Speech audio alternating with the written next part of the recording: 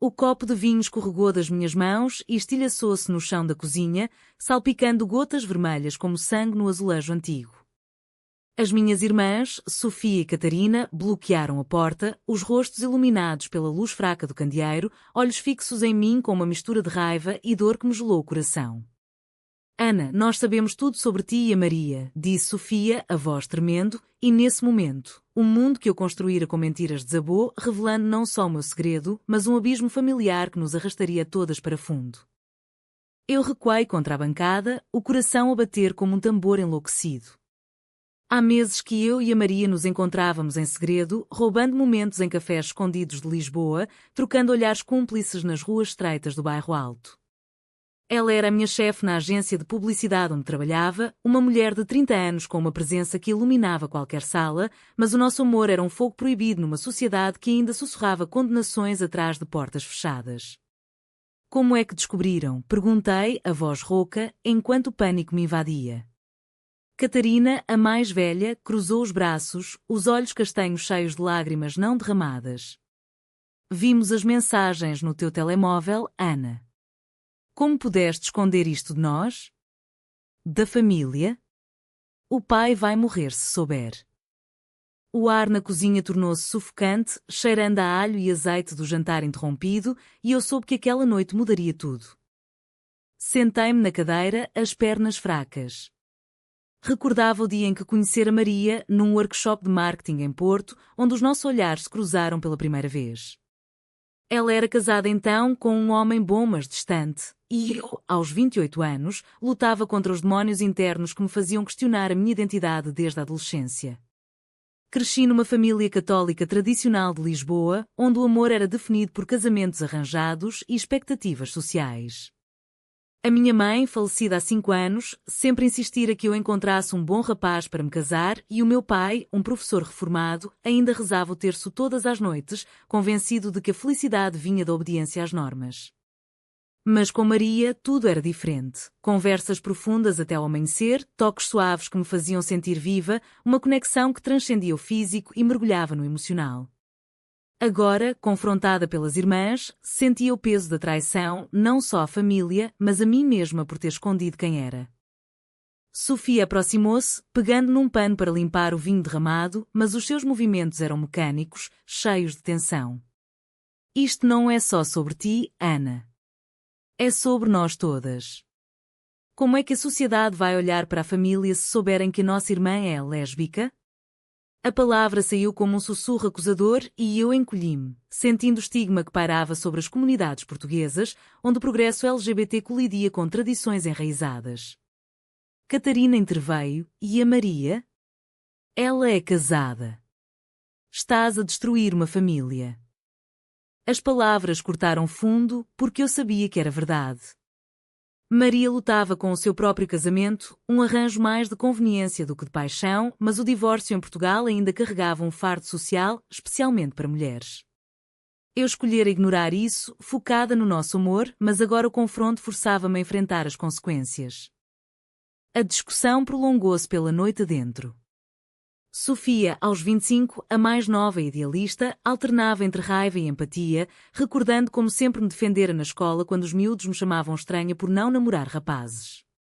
Catarina, 32, mãe de 2 filhos, via no meu segredo uma ameaça à estabilidade familiar, preocupada com o que os vizinhos diriam ou como o pai reagiria. Pensas no preço que todos pagamos? Perguntou ela.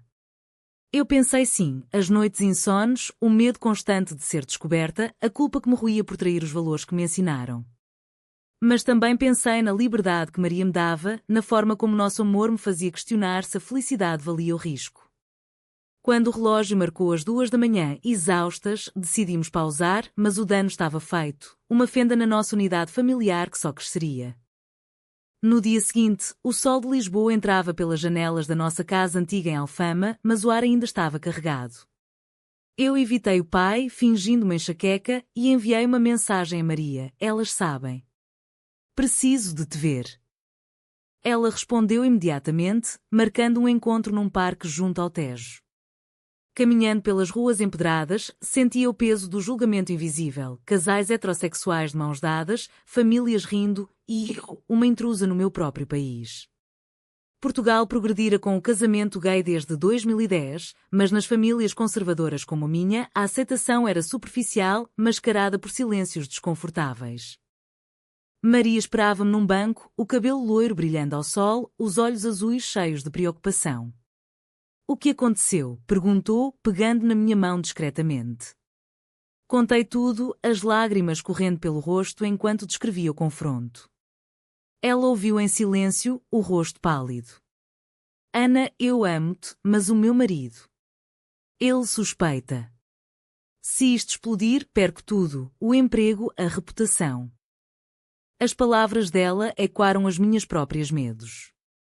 O nosso amor, nascido de uma atração irresistível, agora ameaçava destruir vidas. Decidimos ser cautelosas, mas no fundo, sabíamos que o segredo não duraria. Regressei a casa, onde Sofia me esperava no quarto. Quero entender, Ana. Conta-me como começou. E assim, pela primeira vez, abri o coração, partilhando a confusão da adolescência, as noites chorando sozinha, o alívio de encontrar Maria. Sofia ouviu e algo no seu olhar mudou, talvez empatia, talvez algo mais profundo. Os dias seguintes foram uma montanha-russa emocional. Catarina insistia em que eu corrigisse o erro, sugerindo terapia ou distância de Maria, citando a doutrina católica que via o nosso amor como pecado. Pensa na alma, Ana, dizia ela, mas eu via a hipocrisia. O seu próprio casamento era infeliz, mantido por aparências. O pai, alheio a tudo, notava a tensão e perguntava o que se passava, forçando-nos a mentir mais. Eu debatia-me internamente. Valia a pena lutar pelo amor ou devia sacrificar-me pela família? Maria enfrentava o mesmo, discutindo com o marido sobre amigas misteriosas. Uma noite, sozinha no meu quarto, olhei para fotos nossas e chorei, questionando se o preço da autenticidade era demasiado alto. A tensão na casa crescia como uma tempestade sobre o Atlântico. Uma semana após o confronto, o pai chamou uma reunião familiar, sentindo o ar carregado. Sentámo-nos na sala de estar, com os azulejos azuis refletindo a luz do entardecer, e ele perguntou diretamente: "O que se passa convosco, meninas?" "Parecem fantasmas." Catarina hesitou, mas Sofia, impulsiva, deixou escapar: "É sobre a Ana, pai. Ela está envolvida com alguém inapropriado." O meu coração parou. O pai franziu a testa, os olhos cinzentos cheios de confusão. Inapropriado como? Um homem casado? Eu engoli em seco, sabendo que a verdade o destruiria. "Não é um homem, pai", murmurei, e o silêncio que se seguiu foi ensurdecedor. Ele levantou-se devagar, o rosto pálido como papel. "O quê?" "Ana, isso não pode ser. Tu és uma boa menina, educada na fé." As palavras dele ecoaram anos de doutrinação, onde o amor homossexual era visto como desvio, algo a ser curado com orações. Catarina chorou, Sofia defendeu-me timidamente, e eu, no centro do furacão, senti o mundo girar. "Pai, eu amo Maria." "É real?" Ele saiu da sala, batendo a porta, e eu soube que o abismo se alargara. Naquela noite, Maria ligou-me, a voz trêmula. "O meu marido descobriu as mensagens. Quero divórcio." O choque duplicou o meu. Agora, não só a minha família desmoronava, mas a dela também. Decidimos encontrar-nos num hotel discreto em Sintra, longe dos olhares de Lisboa, para planejar o futuro. No quarto com vista para as montanhas, abraçámo-nos, as lágrimas misturando-se. Maria confessou: "Casei-me jovem, por pressão familiar. Nunca amei o João como te amo a ti." Eu partilhei as minhas dores, a rejeição do pai, a divisão entre irmãs. Mas e se isto for um erro? E se estivermos a magoar todos por egoísmo? A dúvida roía-me, um conflito moral que me fazia questionar se o amor justificava a dor alheia. Discutimos opções: fugir para o estrangeiro, onde a aceitação era maior, ou enfrentar a sociedade portuguesa, com as suas leis progressistas mas corações conservadores. No final, decidimos lutar, mas o preço já se manifestava. Maria perdeu amigos, eu sentia o isolamento familiar. De volta à casa, o pai evitava-me, rezando mais alto no seu quarto. Catarina confrontou-me sozinha: "Estás a matar o pai devagarinho. Pensa nos netos, na imagem da família." As palavras dela destacavam o conflito social em Portugal, onde a família, o pilar, desafiá-la era visto como traição.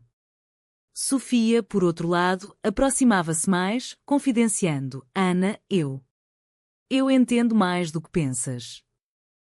Os olhos dela brilhavam com um segredo não dito, e eu perguntei: o quê?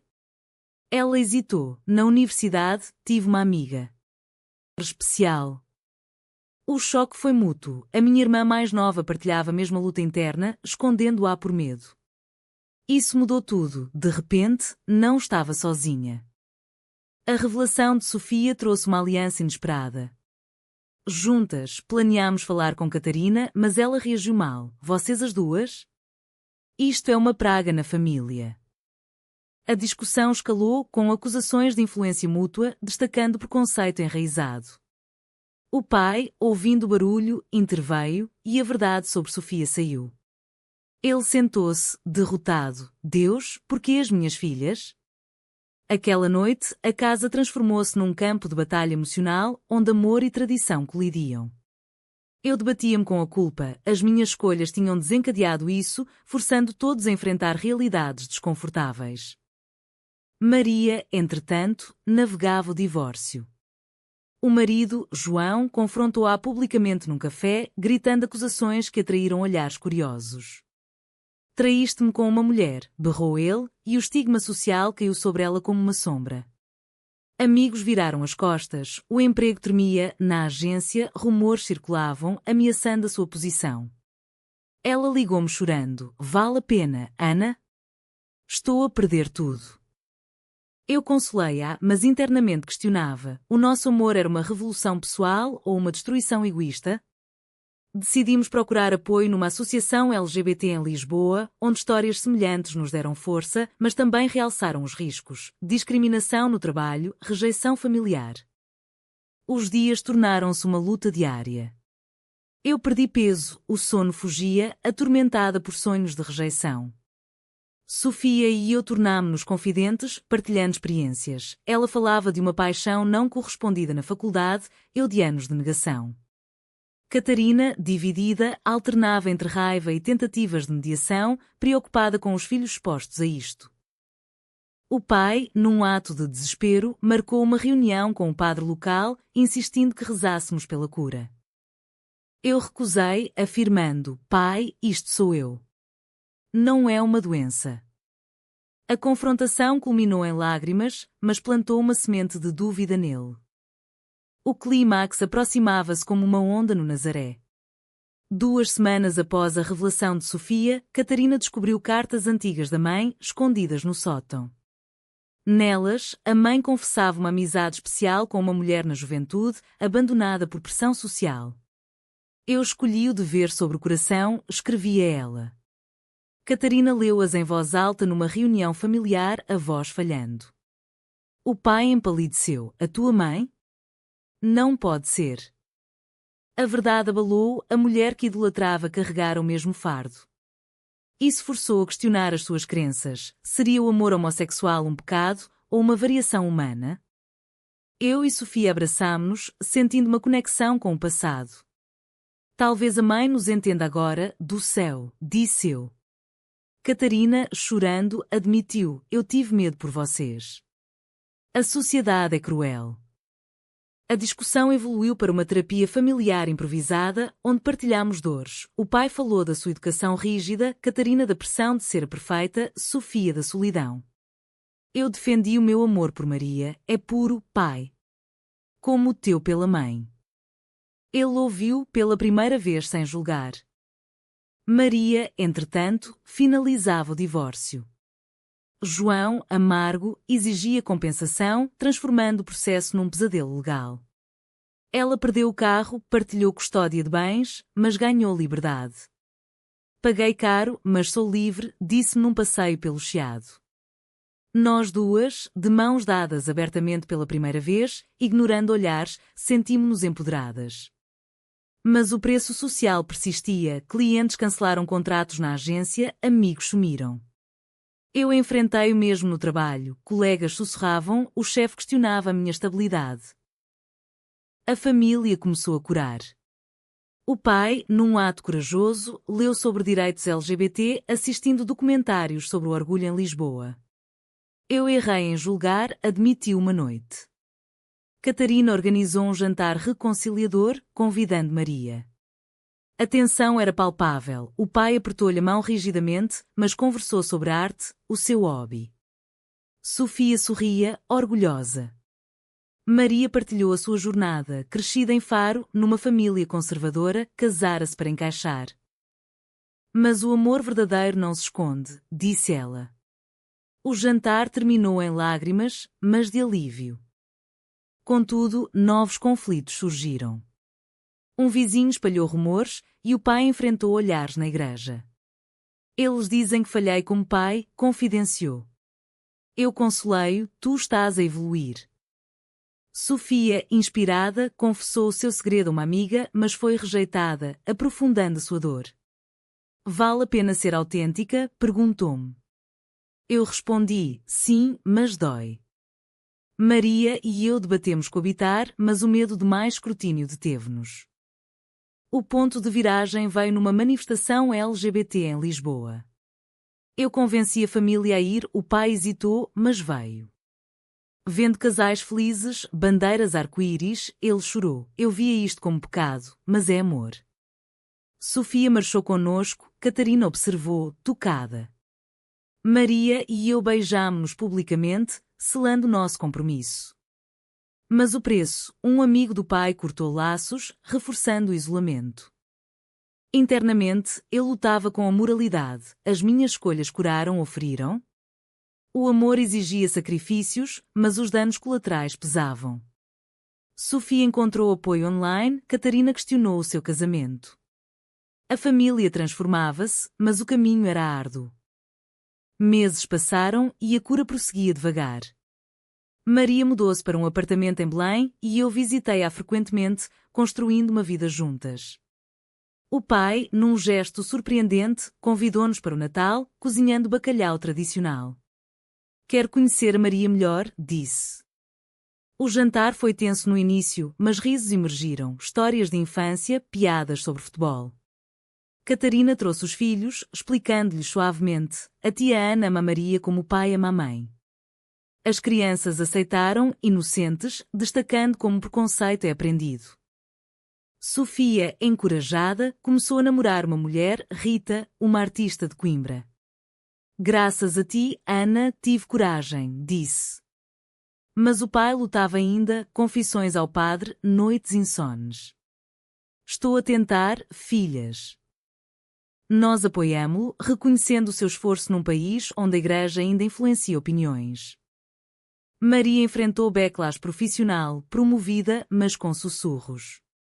Sou mais do que o meu amor, defendeu-se numa reunião. Eu, no meu emprego, lidava com discriminação sutil, projetos negados, olhares. Decidimos advogar, juntámo-nos a uma ONG, falando em eventos sobre experiências lésbicas em Portugal. O amor não escolhe género, declarava eu, inspirando outros, mas atraindo ódio online. Um conflito surgiu quando João, ex de Maria, processou-a por danos emocionais. O tribunal, progressista, rejeitou, mas o stress cobrou. Maria teve um colapso, hospitalizada por ansiedade.